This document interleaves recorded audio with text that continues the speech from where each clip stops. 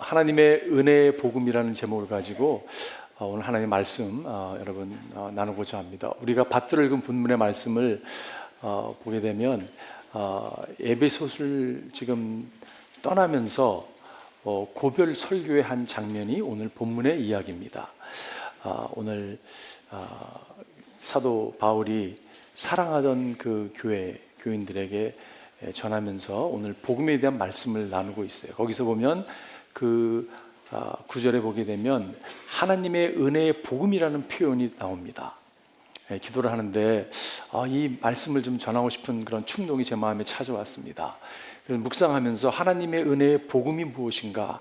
여러분 이 단어를 보면 복음이라는 단어가 나오고 은혜라는 단어가 나오고 하나님이라는 단어가 나와요. 그죠? 이 복음은 그냥 복음이 아니라 은혜의 복음이고 그냥 은혜의 복음이 아니라 하나님의 은혜의 복음인 것을 말씀하고 있습니다. 이 말씀이 20주년을 맞이한 여러분과 저에게 오늘 주님께서 들려주시는 살아계신 말씀이 되기를 정말 사모합니다. 하나님의 은혜의 복음. 여러분 그래서 하나씩 이렇게 언패킹 하기를 원해요. 복음이 무엇입니까? 여러분 복음이 무엇이에요? 오늘 본문 다시 읽겠습니다. 그러나 내가 나의 달려갈 길을 다 달리고 주 예수께 받은 사명 곧 하나님의 은혜의 복음을 증거하는 일을 다하게 하면 나는 내 목숨을 조금도 아깝지 않습니다. 여기서 복음은 무엇입니까? 여러분 제가 한번 질문해 볼게요. 센트 어거스틴이요 신앙의 여정을 그의 책에 참회록이라는 책에 보면 세 단계로 표현했습니다. Justification, 의롭게 되는 것이다. Sanctification, sanctify 되는 것이다. 성화의 단계를 지나는 것이다. 또한 glorification, 영화롭게 되는 것이다라고 성도의 신앙의 여정을 3단계로 이렇게 표현했습니다. 그렇다면 복음은 이 단계에 어디에 속하는 것일까요? justification에 속한다고 생각하는 분 계세요? 대부분 사람들이 복음은 그 기독교 입문 그 스테이지가 아닙니까? 복음은 신앙생활의 첫 발을 내딛는 것이 아닙니까? 라고 생각하는데 그렇지 않습니다. 여러분 복음은요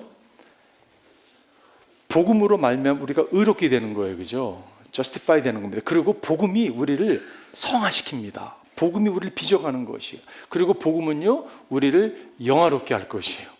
그렇기 때문에 복음은 뭐냐면요 모든 것 되는 거예요. 저는 이렇게까지 얘기하고 싶어요. 복음은 기독교다 라고 이렇게 정의하고 싶어요. 복음은 모든 것입니다. 여러분과 제가 복음으로 이렇게 되고 복음으로 우리는 성화의 단계를 거쳐서 복음으로 영화롭게 될 것이에요. 복음학교라는 것이 있습니다. 여러분 뭐 의도는 명확하게 알지만 학교 그러면요 입학을 하고 졸업을 할 것 같은 느낌이 들어요. 복음은 절대 졸업이 없습니다. 왜냐하면요 복음은요 시작이자 과정이자 마지막이기 때문에 그래요. 여러분 로마서의 사도 바울이 이렇게 고백했습니다. 그러므로 나의 간절한 소원은 로마에 있는 여러분에게도 복음을 전하는 일입니다. 내가 로마를 가기를 그렇게 갈망했어요. 사도 바울이 간절한 소망이 뭐냐면 내가 당신들에게 가서 여러분에게 복음을 전하는 일입니다. 이거 지금 사도 바울이 로마서를 쓰면서 로마에 있는 교회한테 한 이야기예요. 여러분 로마 교인들이 복음을 접한 사람이에요. 부활을 믿는 사람입니다. 그런데 사도 바울은 지금 그들에게 내가 복음을 전한다고 말씀하고 있어요.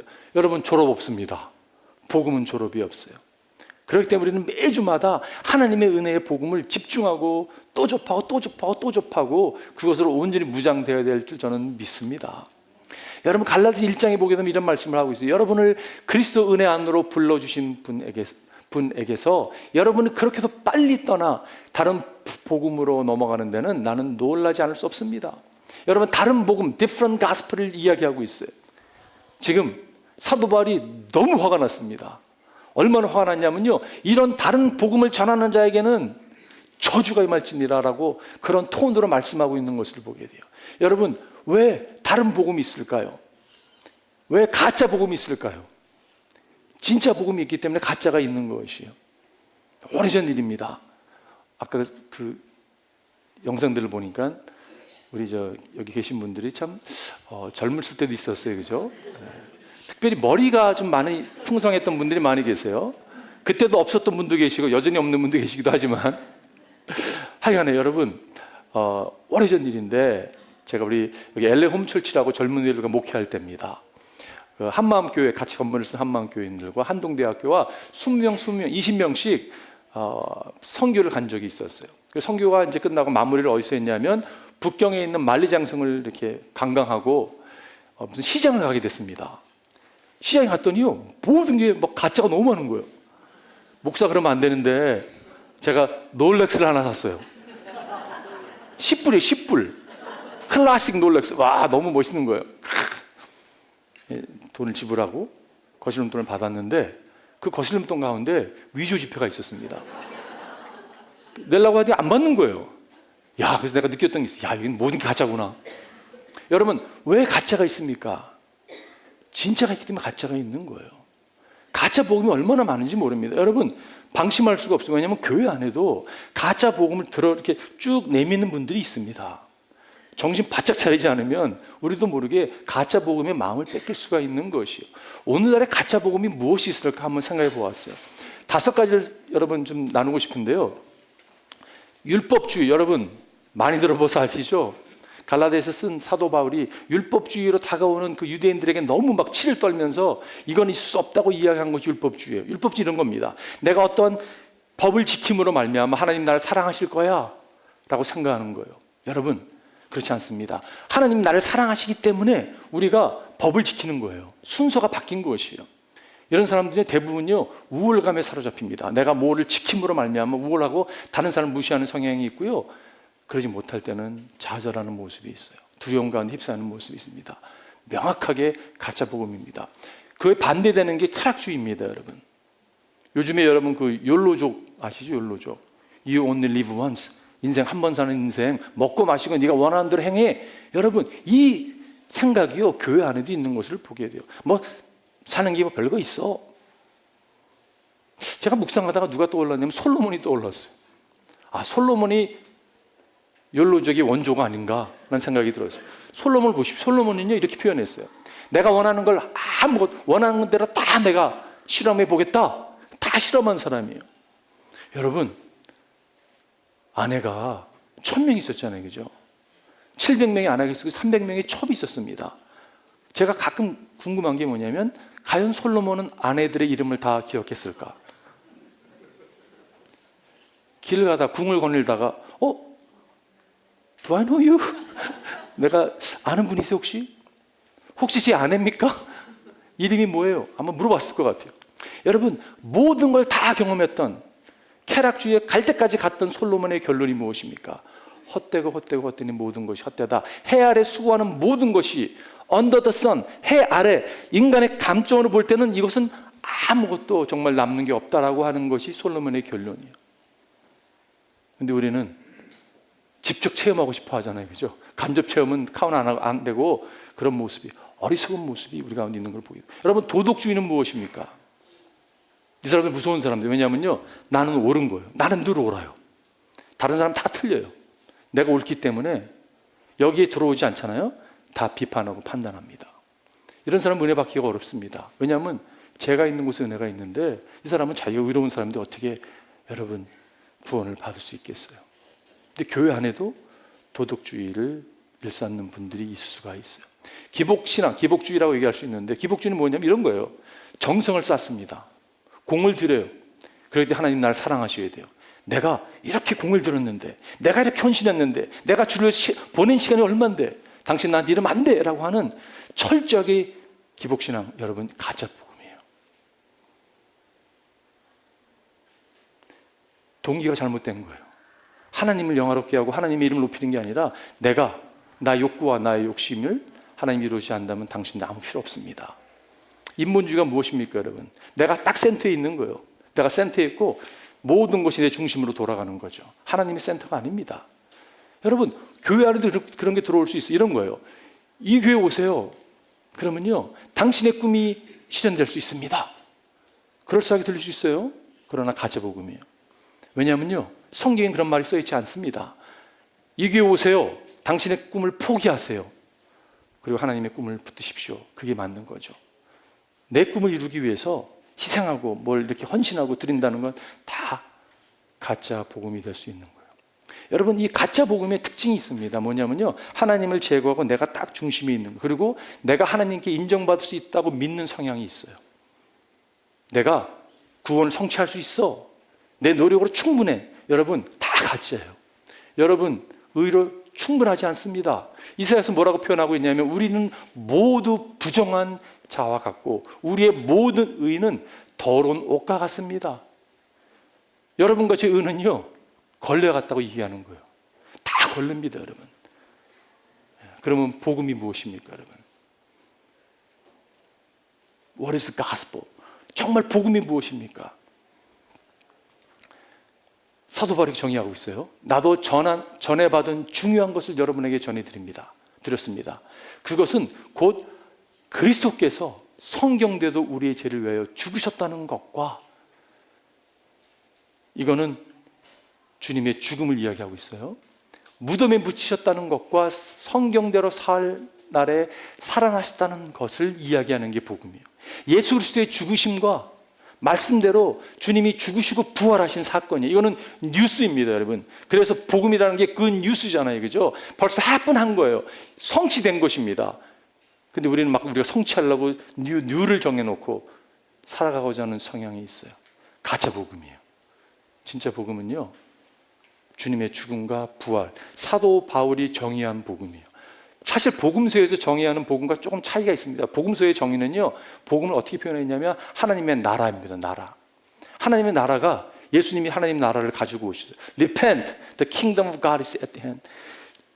회개하라, 천국이 내 손에 가까웠다라고 말씀하고, 예수님은 천국을 선포하고 찾아와 주셨습니다. 예수를 믿고 나의 죄를 자백하고 예수를 받아들임으로, 부활의 주님을 믿음으로 하나님의 통치하는 나라의 시민이 되는 것이요, 그게 복음입니다, 여러분.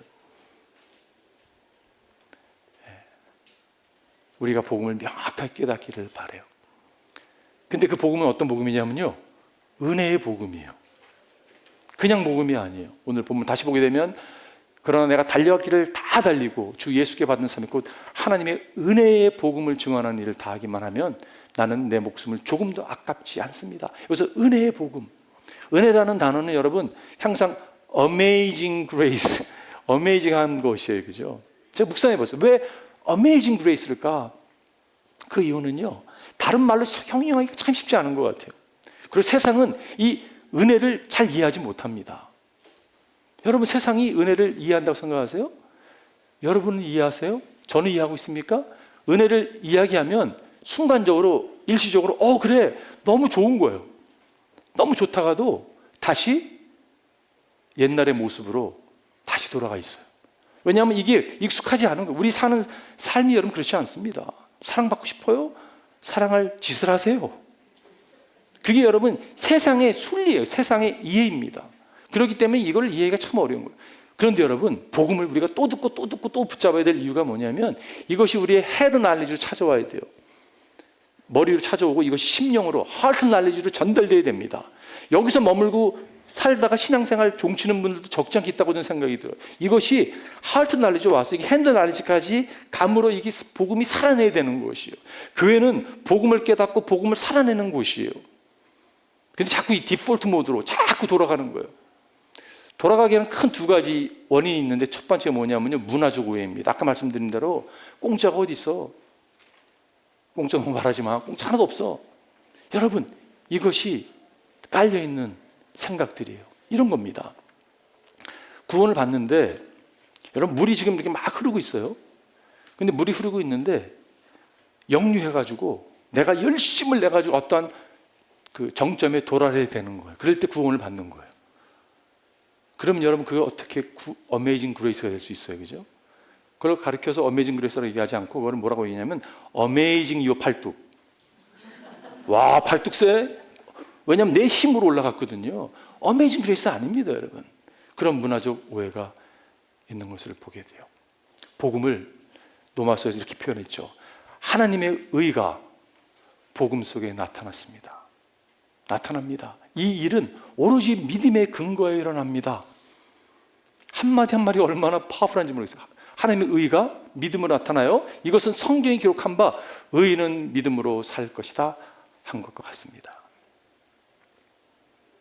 여러분, 종교 개혁이 말씀에서 시작됐어요. 그죠? 오직 의인은 믿음으로 살 것이다. 여러분, 오직 의인은 믿음으로 살 것이다. 마틴 루터가 밤에 잠을 못 잤습니다. 왜 잠을 못 잤냐면요, 이런 질문이 들어왔어요. 하나님, 당신은 심판자이십니다. 저지인데, 심판자인데 선한 사람을 받아주시고 악한 자를 벌하신다고 하시는데 이게 어떻게 복음이 되겠습니까? 복음이 아닌 거예요. 왜냐하면 내 삶을 보니까 복음이 아닌 거예요. 내가 선하지 않거든요. 밤새도록 질문했습니다. 그런데 그가 밤새도록 질문하는 가운데 인사이트를 얻게 됩니다. 깨닫게 게 뭐냐면 하나님의 의에 대해서 깨닫게 됐어요. 그는 그래 이것을 active righteousness, 이거는 적극적인 의라고 표현합니다. 여러분, passive righteousness가 있어요. 소극적인 의가 있어요. 근데 하나님이 나타내 주신 하나님의 의는요, 적극적인 의인 거예요. 이건 active righteousness라는 겁니다. 여러분. 이게 하나님이 우리를 대신해서 대속물이 되셔서 우리를 용서하시고 대신 죽으시고 부활하셨어요. 그리고 우리가 받아야 될 저주를 대신 받고 당신이 받아야 될 의를 우리에게 씌워준 것이, 이걸 깨닫고 나서 루터가 이렇게 고백합니다. 나에게 낙원의 문이 열리는 순간이었다. 감격할 수밖에 없는 진리이다. 믿음으로 말미암아 은혜로 인해 의롭게 되었다. 여기서 justification by grace through faith, 그 선포, 그 깨달음이 찾아온 거예요. 믿음으로 말미암아 은혜로 의롭게 된 것이요. 이게 은혜입니다, 여러분. 은혜로 거저 주신 거예요. 얼마나 감격할 일입니까, 여러분? 우리가 얻은 게 아무것도 없고 성취한 게 없습니다. 제가 또 반복하고 또 반복하지만 It's not achieved but received. 믿음으로 받아들이는 거예요. 또 다른 오해가 있는 게 뭐냐면요, 사실이기엔 너무 좋은 거예요. It's too good to be true. 여러분, 복음이요, 사실이기에는 너무 좋은 거예요. 왜냐하면 사람들이 어떤 생각을 갖고 있냐면, 야, 영적으로 엘리트들만 구원받는 거지 우리 같은 사람이 이거 받을 수 있겠어? 라고 생각하는 성향이 있는 거예요. 그건 뭐랑 비슷하냐면요, 목욕탕 갑시다. 때 좀 밀기에 목욕탕을 가는데 내가 때가 많아가지고 저는 준비가 안 됐다고. 여러분, 가끔 전도하다 보면 그런 분들 계세요. 전도 교회 이렇게 좀 모시라 그러면 제가 준비가 안 됐습니다. 뭐가 준비가 안 되셨습니까? 여러분, 뭐가 준비 안 된 거예요? 잘못 이해하고 있는, 복음을 잘못 이해하고 있는 모습이죠. 주님께서 초대하시죠. 수고하고 무거운 짐진 사람은 모두 내게로 오너라. 내가 너희를 쉬게 하겠다. 주님의 초대는, 헬라어의 초대라는 것을 찾아보면요, 저녁 식탁에 주님이 이렇게 초대하시는 거예요. 소중한 손님을 저녁 식탁에 초대하는 게 초대입니다. 그런데 여러분, 이 초대는 어떤 초대냐면요, 여러분과 저를 초대하셔서 상석에 앉혀주시는 초대예요. 우리는 앉을 자격이 전혀 없는 사람인데도 불구하고 주님이 우리를 초대하셔서 상석에 앉혀주시는 게, 이게 주님의 초대예요. 오늘도 주님은 은혜의 복음으로 우리를 초대하십니다. 마지막 세 번째는요, 하나님의 은혜의 복음이에요. 왜 이게 하나님의 은혜의 복음일까요? 왜 은혜의 복음이 왜 하나님이 것이 되어야 될까요? 그 이유는 하나님이 시작하셨기 때문에 그렇죠. 다시 한번 읽겠습니다. 그러나 내가 나의 달려갈 길을 다 달리고 주 예수께 받은 사명 곧 하나님의 은혜의 복음을 증언하는 일을 다하기만 하면 나는 내 목숨이 조금 더 아깝지 않습니다. 그래서 하나님의 은혜, 하나님이 시작하셨고 하나님이 지금 만들어 가시고 하나님이 끝내실 거가 바로 복음이기 때문에 그렇습니다. 여러분, 신앙은요, 주어가 하나님이 주어가 되어야 되는 거예요. 우리는 자꾸 내 중심적으로 신앙생활 하려고 하는 성향이 있어요. 여러분, 그러면 안 됩니다. 하나님이 주어가 되셔. 하나님이 나의 삶을 이끌어 가시는 거예요. 내가 필요한데 하나님 어시스턴트를 끌어다 쓰는 게 아니라는 거죠. 너무 잘하는 말씀이, 선한 일을 여러분 가운데서 시작하신 분께서 그리스도 예수의 날까지 그 일을 완성하리라고 나는 믿습니다. 주님께서 시작하신 것을 주님께서 완성하실 것이에요. 이 하나님의 은혜의 복음이 명확하게 깨닫게 될 때 나타나는 증상들이 있습니다. 제가 세 가지로 정리했는데요. 첫 번째는요, 하나님 앞에 솔직함으로 드러납니다. 여러분, 이게 복이에요. 왜냐하면 하나님이 주어가 되니까 여러분, 하나님 앞에 솔직할 수 있는 거예요. 거짓을 이렇게 척하는 필요가 없는 거예요. 여러분, 그러니까 제 안에 믿음이 있습니다. 여러분 믿으시죠? 근데 믿음만 있는 게 아니라 의심도 있어요. 사랑이 있어요. 시기 질투하는 믿음도 있어요.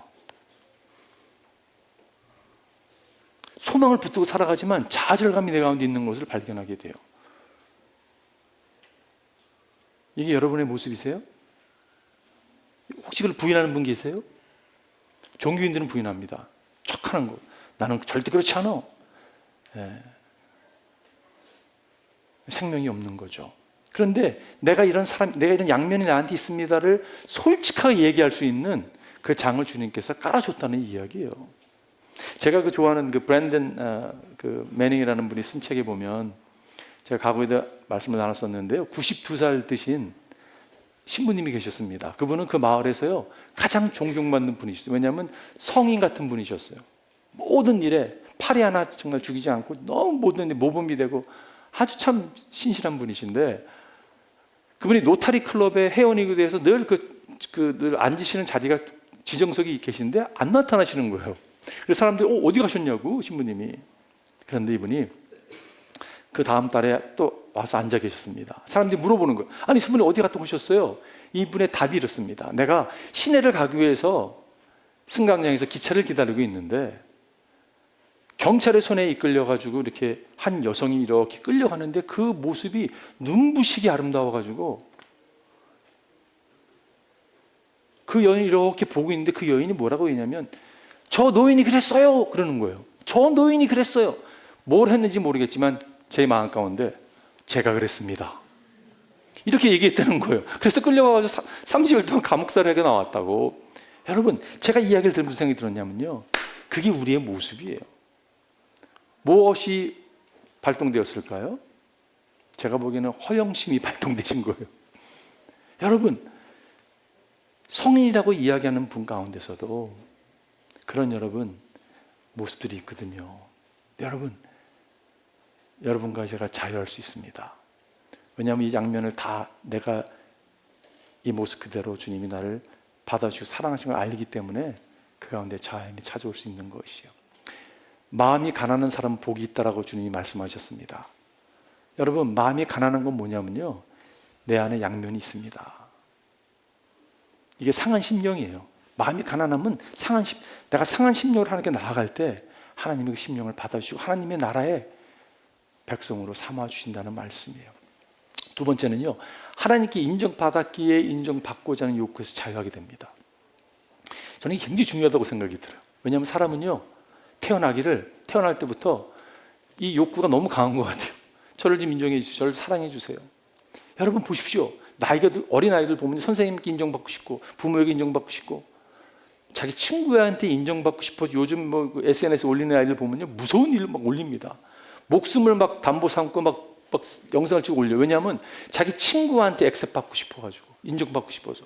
여러분, 이게 인간의 욕구예요. 어른 다른가요, 여러분? 우리가 다른 사람이 인정받고 싶어서 하는 행동이 얼마나 많은지 모르겠어요. 근데 주님이 그럴 필요 없다고 말씀하세요. 왜냐하면 내가 널 인정했다고. 여러분, 주님이 여러분과 저를 인정하셨어요. 여러분 믿으십니까? 얼마나 감사한지 모르겠어요.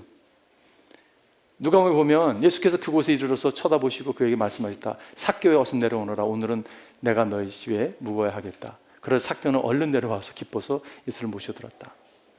여러분, 이 이야기 너무 잘 아시잖아요, 그죠? 삭개오가요, 어쩌면 텍스 컬렉터가 됐던 이유 중에 하나가 사람에게 인정받고 싶어서. 그가 성경에 보면 키가 작다고 표현했는데 어느 학자에 보게 되면 거진 불구자 같은 몸을 가졌다고 표현도 합니다. 그러니 여러분, 얼마나 사람들에게 인정받고 싶은 욕구가 많았겠어요, 그죠? 그러니까 뭐라도 해야 되는 거예요. 자기 동족을 갖다가 막 힘들게 하면서까지 돈을 모아 써야 되는 그가. 여러분, 예수님께서 삭개오를 이름을 부르시잖아요, 그죠?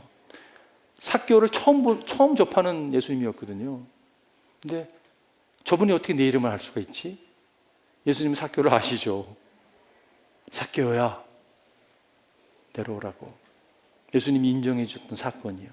삭개오라는 이름의 뜻은 여러분 아시죠? Righteous one. 주님이 우리를 이렇게 부르세요. 우리는 전혀 그 자격이 없는데 이렇게 부르십니다. 여러분, 이것을 깨닫게 될 때, 하나님께 인정받았다는 사실을 우리가 확신하게 될 때 어떤 현상이 일어나냐면요, 다른 사람의 말에 별로 이렇게 휘둘리지 않습니다. 가끔 보면요, 이렇게 무시하는 말 사람들에게 들을 때 있어요, 여러분. 그죠? 여러분 행동을 해서가 아니라 사람들이 무지해서 무시하는 말을 여러분에게 던질 수가 있어요. 그러면 어떠세요? 무시하면 기분 좋은 분 계세요? 무시하면 기분 나쁘죠. 근데 주님이 나를 받아주셨다는 확신이 우리 가운데 있게 되면요, 덜 기분 나쁠 수 있습니다. 아니, 사실이요, 무시해. 주님이 나를 인정하셨는데, 내가 이건 약간 좀 다른 얘기 될 수 있는데, 제가 한동안은 제 아내 앞에 설교를 늘 했습니다. 늘 설교하고 좀 이렇게 커렉 좀 해달라고 이렇게 하는데요, 가끔씩 이거는 좀 이상한 것 같다고 이렇게 지적을 해요. 그러면요, 처음에는 내가 고쳐야지, 그래 맞아, 맞는 것 같아. 나중에는 너무 지적을 하면요, 너무 속상한 거예요. 설교를 갖다가 그냥 여기다 네가 설교해 막 이렇게 하고 싶은 마음이, 하지는 않았지만 그런 마음이 여러분 제 마음에 찾아왔는데, 근데 어느 날부터요 그게 없어졌어요. 나이가 들어서 그런 게 아니라 제 마음 가운데 커렉션도 받아들일 수 있는 여유가 생긴 거예요. 그게 뭐냐면, 저는 복음의 능력이라고 저는 믿습니다. 하나님 나를 받아주신 거예요. 그렇기 때문에요, 다른 사람이 뭐 이렇게 이상한 얘기해도 그래, 그럴 수도 있어, 그게 내 모습이기도 해, 고쳐나가야 되겠지, 이게 막 싸우고 막 눈에는 눈, 이에는 이렇지 않다는 것이에요. 이게 여러분, 하나님이 우리 삶 가운데 복음으로, 은혜의 복음으로 역사하는, 나타나는 증상이라고 생각이 듭니다. 마지막 세 번째는요, 모든 것이 하나님의 선물인 것을 인정하게 합니다. 오늘 비디오 보면서도 관계가 하나님의 선물이에요. 여러분과 제가 이 가운데 앉아 있는 건 하나님의 선물이에요. 예수님 복음 선물입니다. 공기, 생명, 건강 다 선물. 하나님 주시지 않은 게 하나도 없어요. 다 하나님 주신 거예요, 그죠? 감사해야 되죠. 최근에 저희 장모님이 90이 되셨는데 아내가 염려하더라고요. 어머니의 그 식욕이 많이 떨어져서 염려하는 모습을 옆에서 보았습니다. 사실 여러분, 먹을 수 있는 그 식욕도요, 다 선물이잖아요, 그죠? 하나님 선물 주지 않은 게 아무것도 없어요. 세인트 어거스틴이 얘기를 했습니다. 우리가 하나님께로 향하면 그것 자체가 하나님의 선물입니다. 여러분과 제가 이렇게 하나님께 턴을 했어요. 그 자체가 하나님의 선물이에요. 하나님 선물 주셔서 우리가 복음을 깨닫고 복음 안에 살아가는 거죠. 매닝, 아까 제가 얘기했던 그 브랜드 매닝, 그분의 책 너무 좋은데 한번 나중에 기회 되면 한번, 한국말로도 책에 나와 있는데, 그분의 표현과 이런 표현이 있습니다. 내 자신에 대한 가장 깊은 인식은 내가 예수 그리스도로부터 깊은 사랑을 받고 있다는 것과 그것을 얻기 위해, 또는 그럴 자격이 있는 일을 한 적이 없다는 것이, 내가 무슨 일을 해서 자격이 있어서 하나님의 사랑을 받고 있는 게 아니라 하나님이 여러분과 저를 사랑해 주세요. 여러분, 이게 선물이잖아요, 그죠? 우리는 다 선물을 받은 사람입니다. 에베소에 보면 여러분은 믿음을 통하여 은혜로 구원을 얻었습니다. 이것은 여러분에서 난 것이 아니요 하나님의 선물입니다. 행해서 난 것이 아닙니다. 그러므로 아무도 자랑할 수 없습니다. 이 하나님의 사랑의 은혜를 깨달은 사람은 여러분, 하지 말라도 하는 사람들이에요. 주의 이름을, 주님의 영광을 돌리기 위해서 정말 선한 일을 행하는 자죠. 그러나 선행을 행함으로 구원받는 게 아니라 순서가 여전히 바뀐 모습이죠. 제가 오늘 말씀을 마치면서 어떤 앵글리칸 목사님이, 그러니까 성공의 신부님의 이야기입니다. 픽션이죠. 만들어낸 이야기인데, 한 기독교인이, 초대교회 기독교인이 그 옆집 사람이 로마 사람이었던 거예요. 로마인인데 이분이 옆에 그 기독교인한테 이렇게 질문합니다. 당신 기독교인이죠? 그러니까 야, 크리스천이라고. 내가 종교에 대한 관심이 많은데 당신 종교를 좀 배우고 싶다고 말씀해 줄 수 있냐고. 성전이 어디냐고. Where is your temple? 물어봐요. 성전이 어디냐고. 그러니까 이분이 하는 말이 성전이 없다고. 예수님이 성전이시라고. 성전 대신 예수님께서 우리와 함께 우리 가운데 거하신다고. 그러니까 이 로마인이요, 이해가 잘 안 된 거예요. 그럼 제사장은 어디냐고, 제사장. 이 종교에는 이 템플 속에 제사장이 있어야 되는데. 그러니까 이 크리스찬이 제사장이 예수님이 제사장이라고. 그러냐고. 그러면 제사장이, 그분이 제사장이면 제사를 지낼 때 제물은 뭐가 있냐고. 이 크리스찬 이야기를, 예수님이 유일한 제물이셨다고. 당신 종교가 좀 이상한 것 같다고. 어떤 부류의 이게 종교냐고 질문합니다. 그분이 하는 말이, 기독교는 종교가 아니라고. 기독교는 divine person이라고. 그렇게 답을 해요. 여러분, 기독교 종교 아닙니다. 기독교는 예수님이세요. 복음이 예수님입니다. 내가 저주 받아야 될 그곳에서 예수님이 십자가에서 대신 저주 받으셨어요. 그분은요, 의의 면류관을 쓰셔야 될 분이고, 모든 의를 다 받아야 될 그분이 우리에게 그 의를 씌워주신 거예요, 대신해서. 오늘 우리가 성찬식을 하는데, 여러분, 예수님이 이렇게 당신을 브레이크 시켰습니다. 그래서 우리에게 나눠주셨어요. 그분은 말씀인데, 말씀이 육신이 되어 우리 가운데 찾아오신 분이세요. 여러분과 제가 주를 찾지 않았습니다. 주님이 찾아오셨어요. 그리고 브레이크 하셔서 우리에게 먹여주시는 분이세요.